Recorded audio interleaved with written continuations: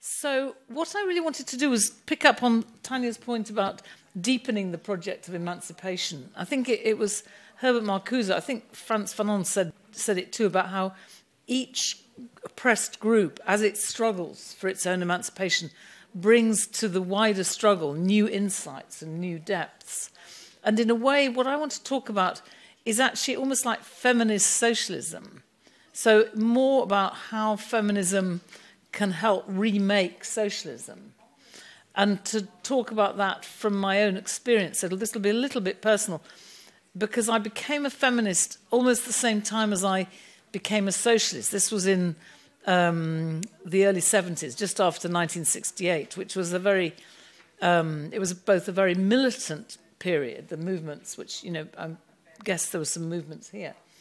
In my university, in most of the universities in the UK, very militant, but also very emancipatory, very utopian. You saw glimpses of what might be possible. But for feminists, for women, we weren't feminists initially. Well, some of us were, but I wasn't. I believed in women's equality. But then equality for women was seen very much in a hierarchical society. Okay, maybe a meritocratic one, although actually there were lots of structural inequalities that weren't meritocratic. But the notion was, you get into the hierarchy and you climb up the hierarchy. But the women's movement, the women's liberation movement, was really completely, overturning the hierarchies. So there was a utopian element in feminism, which was summed up. I remember there was a cartoon which said, I can't remember the exact cartoon, the exact picture, but the words were like equality, and then the woman, the feminist, saying, no, actually, we've got something much better in mind. And I remember the Chicago Women's Liberation Union, they had a manifesto called Our Vision, Socialist Feminism is Desirable and Not Possible Under the Existing System. So there was this sense of, feminism required us to go beyond the existing system. That was one element of its utopianism. And the other element was the very personal nature of it. I mean, I remember, my own experiences were not, I don't know how typical they were. I wasn't like a housewife or a mother, or I was, quite an active student at quite a sort of, leading university. So I had this sense of, I could achieve a lot. But in the movements, in our own movements, there seemed to be something wrong. The women would sort of talk in the toilets, and begin to piece together a picture. And I remember, for me, as a kid, I was quite a tomboy and quite loud and aggressive. And but in these meetings of the left, I was quite sort of hesitant and shy, And there was something about the way the men behaved. Maybe I fancied some of them, I don't know. But I just felt very shy. And then, in a way, feminism pointed to trying to understand what was going on and trying to understand, one's own sort of personal complicity in hierarchies, in reproducing and allowing those hierarchies to continue, in your relationships with men, being passive, wanting to please. All these things required some change in your own behaviour and some assertion of your own power.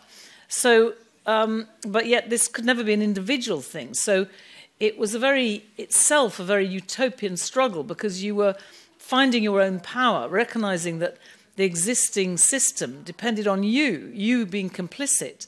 And so that in a way, refusing that complicity, you were beginning to change things, and you got this sense of your own power that could only be sustained by building new kinds of relationships with others, particularly with other women. So those were the kind of two utopian impetuses. And so although I won't be talking systematically about utopia, I think Leo Panitch and others are going to be doing that. I do want to bear that sort of utopian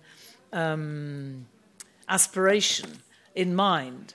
And in a way, my conclusions will be that the point about feminism is to create utopias here, and practical utopias. I think that's the theme of the conference. So practical, feasible utopias that can be created here and now, because that was another feature of feminism. We weren't prepared to wait. A lot of men would say, on the left would say, well, feminism, yeah, it's important, but but that's something we can do after socialism, you know. But we said, no, we can't wait that long. We've got to change things now. Even to become active in the movement, we had to have childcare, we had to have different relationships with men, we had to eliminate the hierarchies in our own movement. So, in a way, what I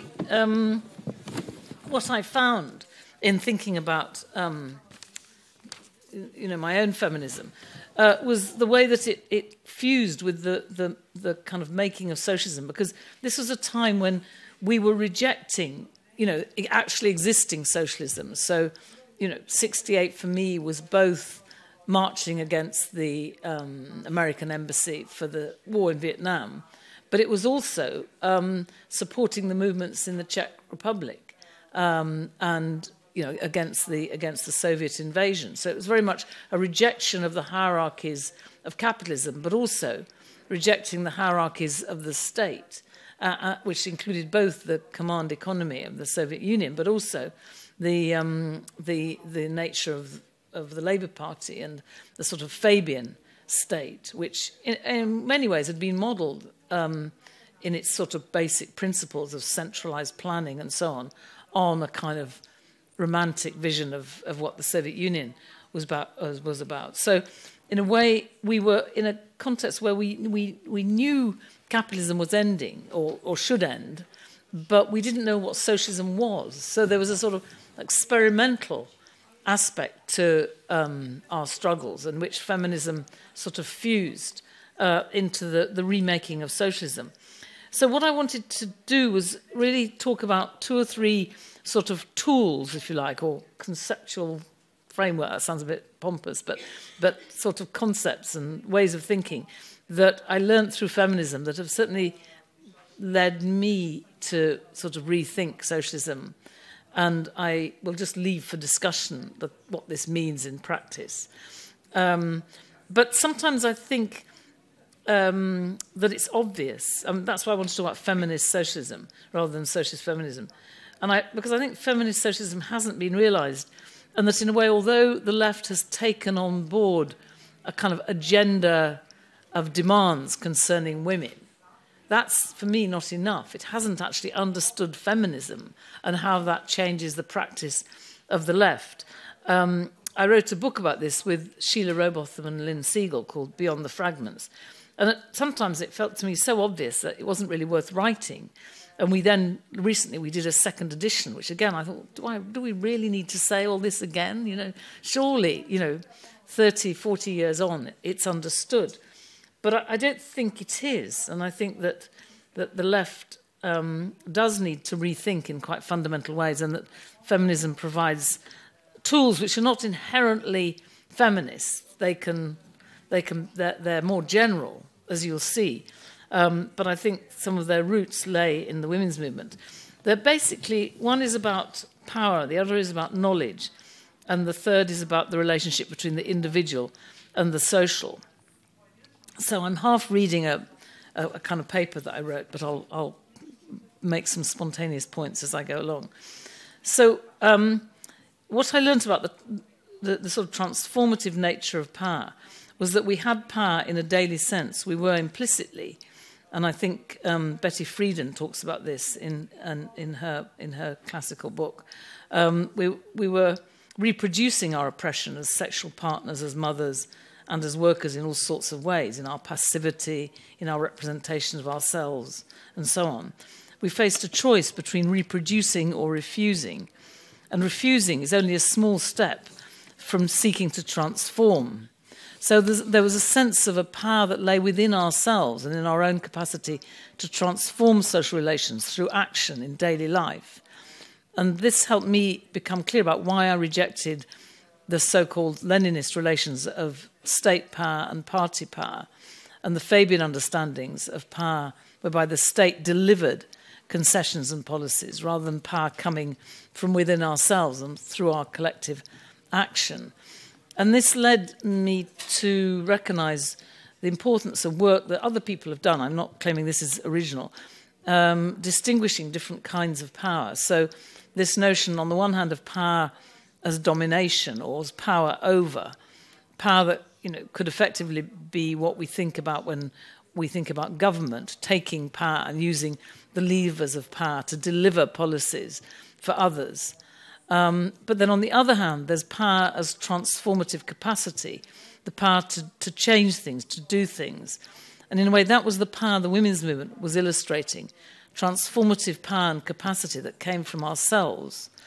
I think it's a useful concept now. In some ways, what Occupy in the US and in London, and the Indignados in Spain and in their own way in Greece, was about. It was power as transformative capacity.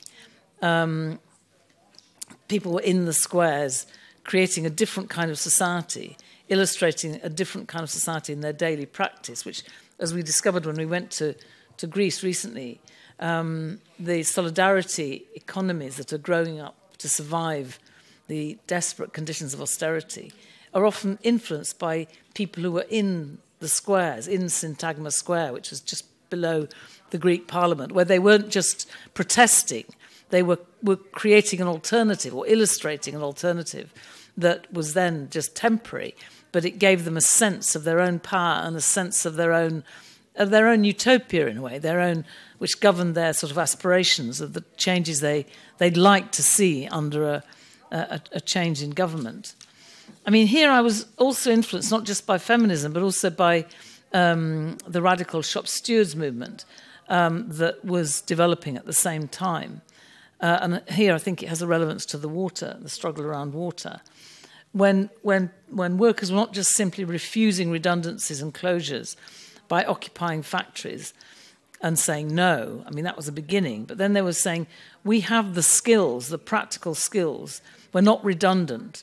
These skills can be the basis of new kinds of production, making socially useful products. And they didn't sort of just write about these. They actually designed alternatives. The group of workers I'm thinking about were making arms,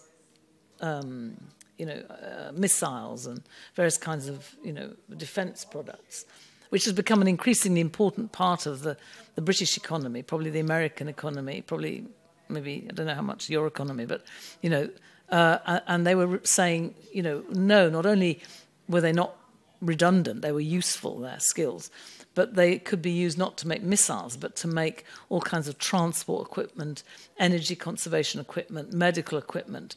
So it was a very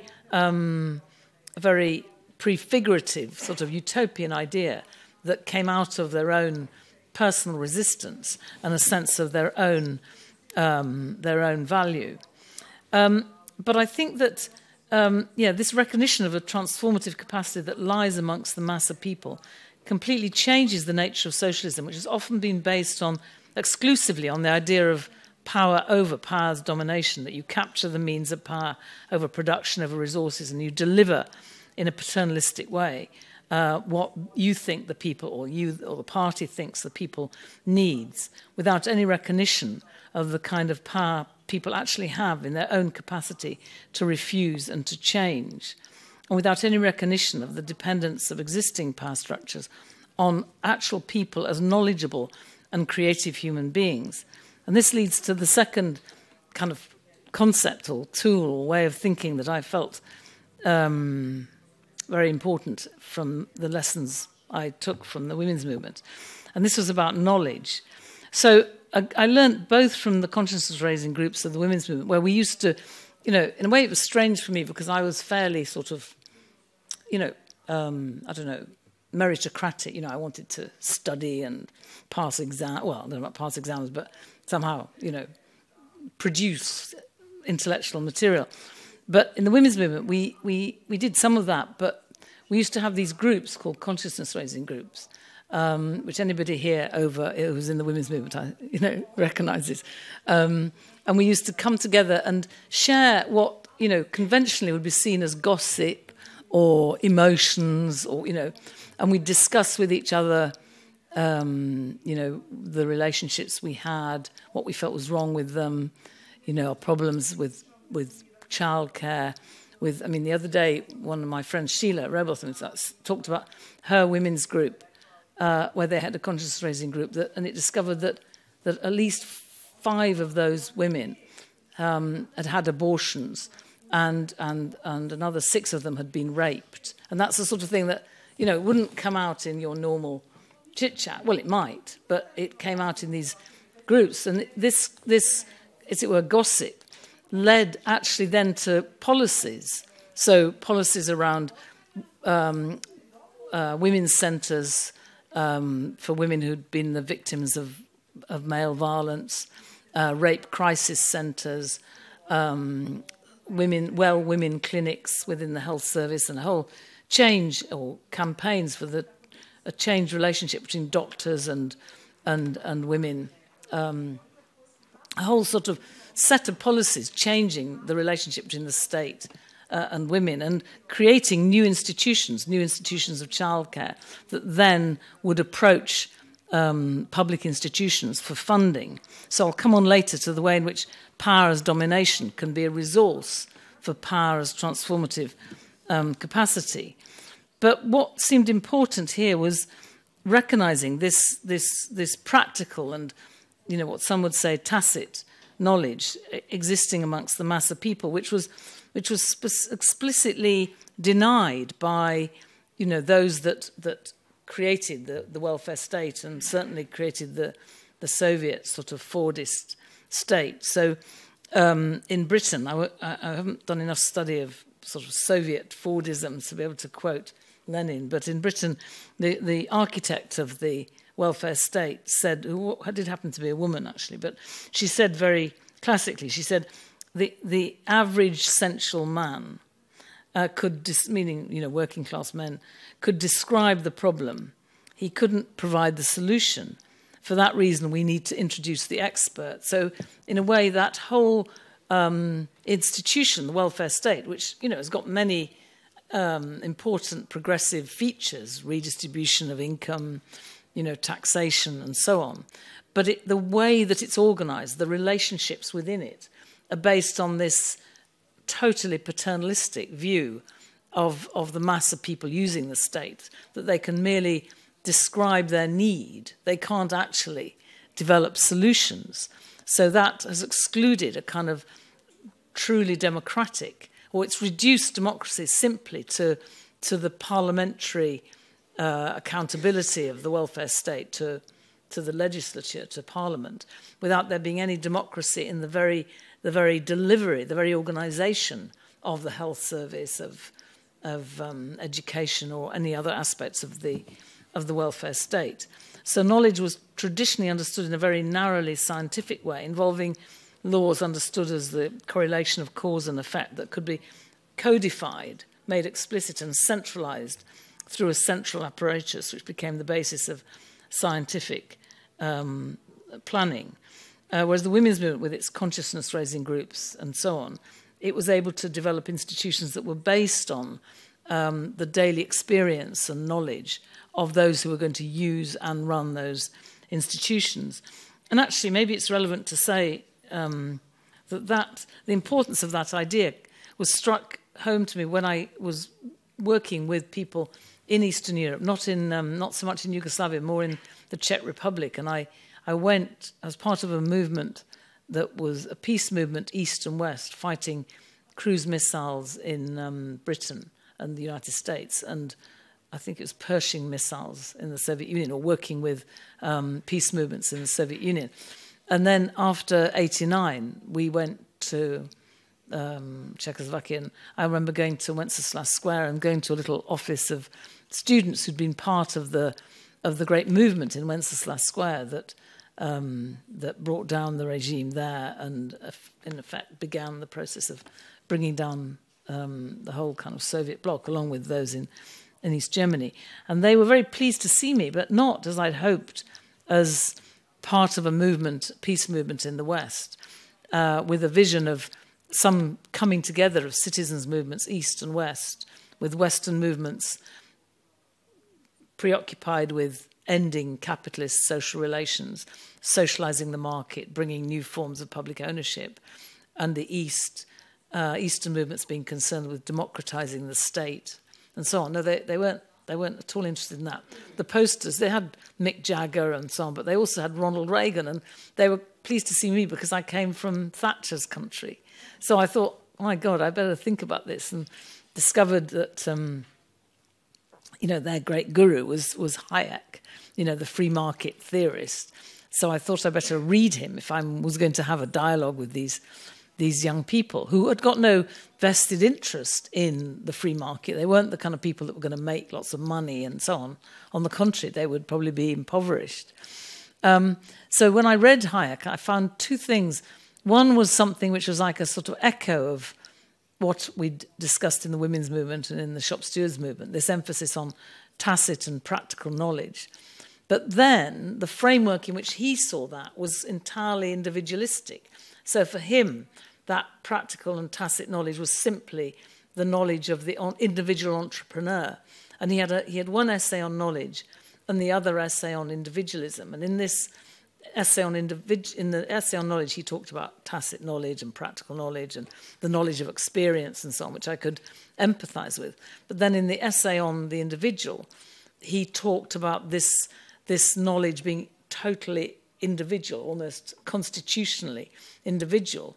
And I thought, well, actually, hang on a minute. We had a eureka moment, and I thought, well, actually, we in the movements can answer that in the way in which the traditional left that did believe almost exclusively in the state, in that kind of, that exclusive sort of state planning kind of way. Because in a way, what are our movements about? They are essentially about sharing practical knowledge and tacit knowledge. So our ways of organising are about gathering that knowledge, socialising that tacit experiential knowledge, but also developing and turning it into the basis of visions, of plans, but always with an inbuilt uncertainty, an inbuilt experimental kind of side to it. So it meant a completely different understanding of planning as being something that has to come from gathering, socialising the knowledge of popular movements, of people at the receiving end of exploitation and oppression, which we must discuss later what forms of organisation that entails. But it did point to a very different model of socialism, and one which I think, could be a much more effective answer to people's fear about the sort of dominating state. So then, I suppose finally this whole issue of the relationship between the individual and the social. Again, the women's movement had insights there that came from its own struggles. So the women's movement, in one sense, feminism was about individual realization. We'd been drawn to the movement because we felt that our own individual hopes and sort of desires and capacities were not being realized. But on the other hand, we realized very quickly that there was no way we could realize that potential, we could emancipate ourselves without a social movement, without the power that comes from relationships, from seeing ourselves as individuals as part of social relationships that needed to be developed as a source of power. So I think that led to quite an important sort of understanding of the relation as the collective, as not somehow over and above the individual, but as in some ways strengthening the individual, and that in a way the social is a means of, we are social, and that our full potential is realised through the nature of our social relationships. So I think then I became...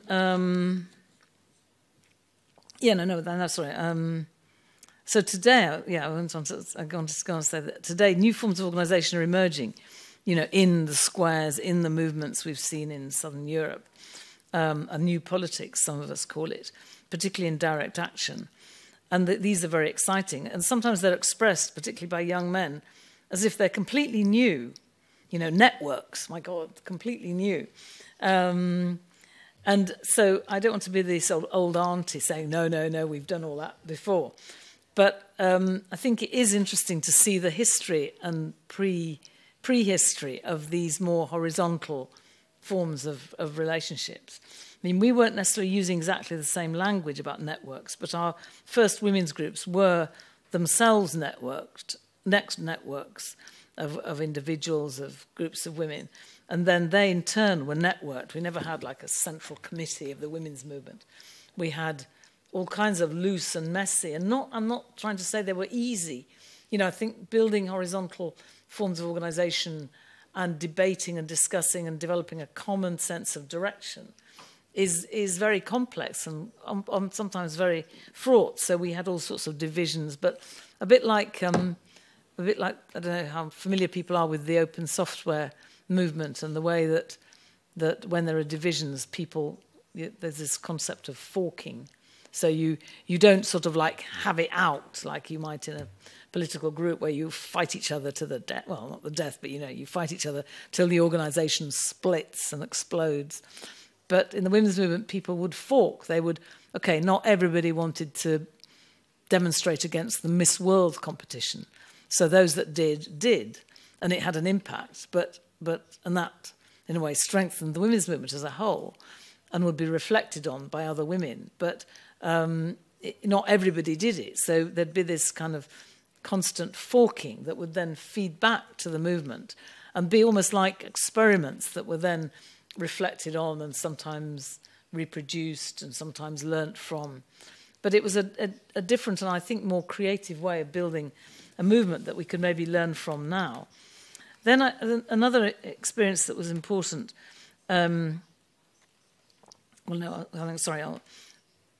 just finish. Yes, so I don't want to be the person saying we knew that first, but I think it does make a difference that some of these thoughts and innovations about horizontal relations and so on have their roots in a movement of liberation, a movement that was shaped by the experience of struggling from emancipation against a particularly intimate and socially embedded form of hierarchy.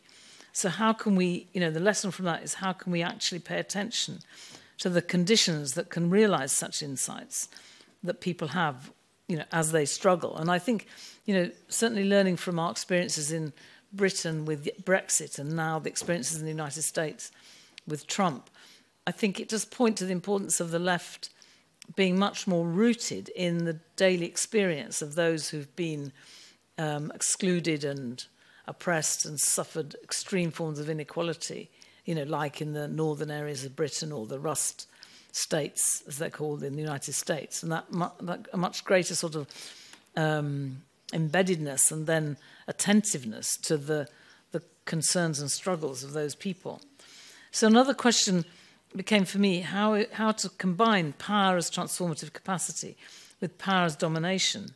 So in the women's movement, we tried to gain public resources for childcare, rape crisis centres, women's centres. All these came out of exercising power as transformative capacity, us taking action to create alternatives, because you might say sort of miniature utopias, sort of in and against the present system. But we also needed public resources, which we felt we had a right to. So the opportunity came in London to work with the government of London, in effect. And we made that a key principle. So the state couldn't deliver all these facilities, nor could we hand them over to the market, because it doesn't have the kind of values of care or non-monetary measures of public benefit. Everything is done for profit. But we did decentralise or delegate resources to transformative groups, to women's groups, for example. And in a way, we have seen at least moments when existing parties have been rooted, albeit slightly precariously and ambivalently, in social movements like Podemos and Syriza in Greece, Podemos in Spain and Syriza in Greece, who are seeking power over the state, but at least in their early days had a commitment to supporting social movements and transformation from below, transformation as transformative capacity, or power as transformative capacity. So I think I want to just about end there and say, well, what can we draw from this? I mean, we're now facing a significant period of defeat. I mean, as expressed particularly, or evidenced particularly in the United States, And feminism, in a way, did get sort of incorporated a bit as it moved into the state.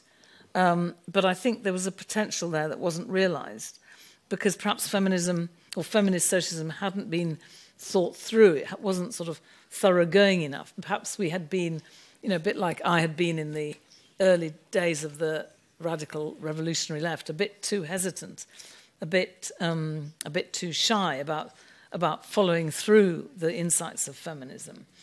But I think that if we do take those tools and work them through, we can, I think, provide foundations for a different kind of socialism, which is much closer to the creativity of people and the collaborative instinct of people as they face extremes of austerity. And I think Greece perhaps does illustrate this. I don't want to romanticize Greece, but it is a very important sort of laboratory, because on the one hand, the state of the traditional kind of social democratic kind has more or less collapsed. And on the other hand, the market too is there's no really flourishing market other than the kind of corporate market that is anyway not really delivering anything much for the people of Greece. And yet you're seeing there, out of a mixture of people's kind of historical ethic and belief in public space and themselves as public citizens, coming together to create alternatives in the here and now. Sort of, I wouldn't call them utopias, but they are kind of examples of alternatives that are illustrating they're both meeting the needs immediately of refugees, of sick people who don't have insurance, of people who are without food, and meeting them in a completely different way. So forms of food organisation which don't have the normal sort of middlemen, the retail corporations making profits out of farmers and out of consumers. These kind of what they call no middleman organisations, where they've got direct links with the farmers and ways of bringing the produce to users in different shoppers, people who are suffering poverty in different communities, or clinics in which doctors volunteer, nurses volunteer, community, just people in the community volunteer to provide health services in clinics that are organised in a very egalitarian way.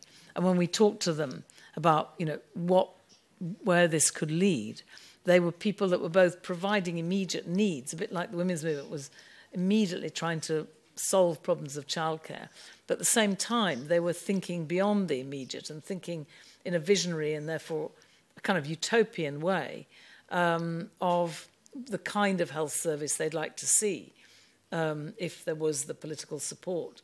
So in a way it's providing the seeds of alternatives, but in practice that I think the women's movement illustrated, and I think is maybe a kind of way of thinking about utopia. So utopia isn't sort of out there, a sort of shore to be kind of struggled to get, but is actually something we can do here and now, both, in our initiatives in society, but also in our own organisations, which is why your social club is so important and why events like this are so important. Anyway, I look forward to a discussion, a critical discussion.